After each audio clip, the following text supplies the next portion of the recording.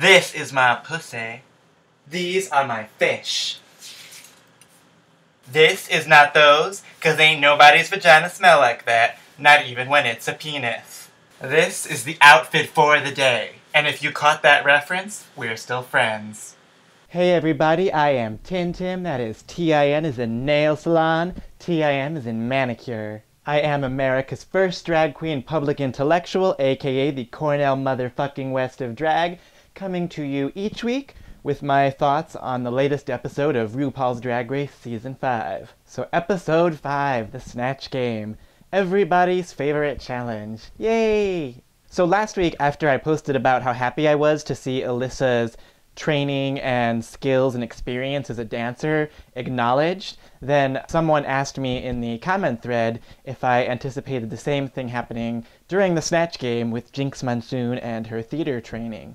And in fact, it happened, and she totally killed the challenge. Now, I didn't necessarily feel like leading up to it, they emphasized her background as a theater person, as an improvisational artist, as much as they emphasized Alyssa's dance background. With Jinkx, they edited it together more as like as more of like an underdog narrative of kind of proving everyone wrong and then triumphing. Where I really saw her theater background and her theater training serving her tremendously well was just in how fully she immersed herself in the character and really became Little Edie. Whereas some of the other queens did a good job with their characters, you still had that feeling that they were kind of mimicking or performing this person, whereas Jinkx really became her, and every moment that she was on camera. The other thing I think was just how quick she was and her timing and jumping on opportunities the minute they were presented. So, that brilliant moment where Ivy missed the reference with President Kennedy and Marilyn Monroe, to just like kind of grab that and jump in immediately and be able to make it her moment really demonstrated Jinkx, expertise and background and training as a theater person. Things don't come as quickly when you don't have that experience. Going into this season, one of the things that I was concerned about with this odd mixture of sort of high glamour pageant queens as well as these kind of more freak queens like Jinkx and Alaska was that would end up playing out as this sort of tired conflict between the two aesthetics, as though they're like diametrically opposed or something and kind of can't be a part of the same drag world. I think what's interesting is that there's been like a little bit of that. I think that most of the conflict this year hasn't really been about the art or about the aesthetics. They've made it much more about the personalities, smaller scale interpersonal stuff, and the interpersonal hasn't been like mixed with the art and ideas about art as much as it was like, say, with Sharon and Fifi last year. The Coco and Alyssa drama really has like very little to do with art or aesthetics, and even like the J. Jolie Alyssa drama, like they're reading each other for their drag, but it's still more about like personalities. That said, we did sort of start to see that aesthetic drama come to a head a little bit this week, with some of the other queens challenging Jinkx on her runway look, Jinkx feeling like her style of drag isn't really always understood, and I did feel like kind of the framing of the narrative or the framing of the editing played that up, and maybe kind of overplayed especially the bit with the other queens kind of turning up their noses at Little Edie. It seemed like really that may have only actually been like one or two people who criticized it, and then there were maybe more who didn't know who she was. It seemed very clear to me that there were people in the cast who knew the Little Edie reference quite well, who weren't really emphasized, right? Like Detox, I'm guessing, like Alaska probably. The risk of doing Little Edie, I feel like, was kind of overemphasized a little bit, in that I think there are large portions of the Drag Race audience and fan base who will know Little Edie quite well. Yes, there's probably certain demographics, maybe some young people or other groups that won't know the reference. There are also so many folks out there, many of whom I think are in Drag Race's fan base, for whom Little Edie is an icon, right?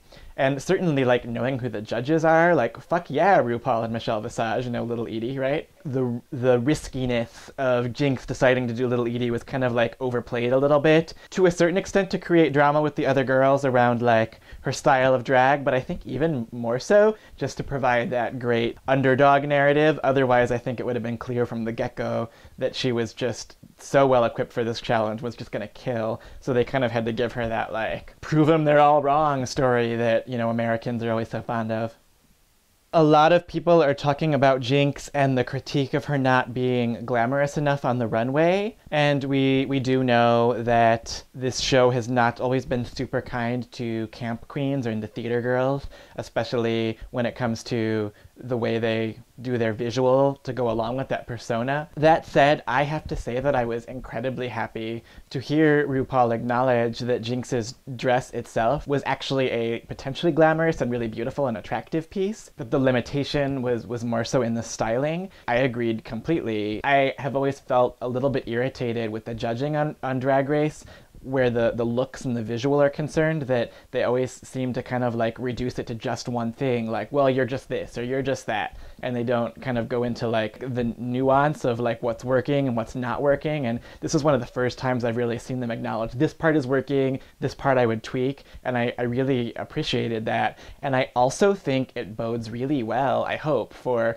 Jinkx within the competition, because one of my worries about her going into the year, and I always thought it seemed very clear that she was going to be one of the most memorable, most distinctive contestants. My only concern about her was that the visual maybe would not be as strong or as creative, and that they were going to kind of like read her for that all season.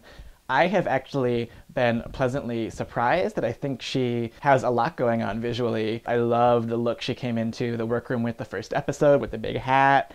I liked her kind of silent film actress mermaidy thing, the blue thing with the hangy things, the Marie Antoinette kind of club kid look. Yes, kind of been done before, but I think her execution was perfectly solid and it showed some versatility and definitely stood out amongst the other girls. Her structural white old Hollywood glam meets future girl look, I thought, did have a lot of glamour to it, was gorgeous. And I actually thought the shape and the styling on the hair and the color was perfect with it. You know, maybe there was a little bit of that issue around the texture, but there's always elements there that I really love and that I think sets her apart from maybe the starting point that other camp queens and theater girls on the show have started from in terms of that visual piece. And the fact that Ru highlighted that herself, I think also, I hope, really bodes well for her progress in the competition. If she can make it to the final three, I think there's a real possibility of that based on her performance so far. You know, it really, I think, will be the vindication of